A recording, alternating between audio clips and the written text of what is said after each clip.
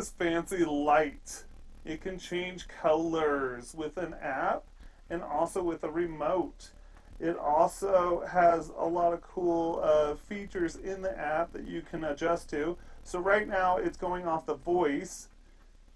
Ma, ma, ma.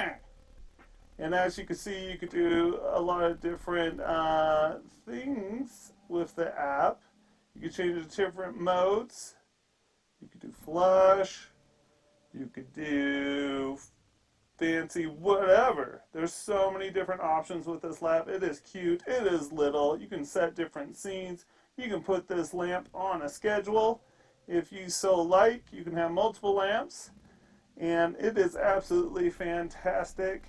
Hopefully you saw enough of this lamp from the different angles we have to make that decision whether or not you want to get it. I think it's a fantastic app. It's really cute. This one's the rose gold edition. The little GoPro down below is just to get that cool shot from beneath, just to see all the pretty colors. So I hope you guys make the decision whether or not you want to get this lamp. I think it's fantastic and a lot of fun. See ya!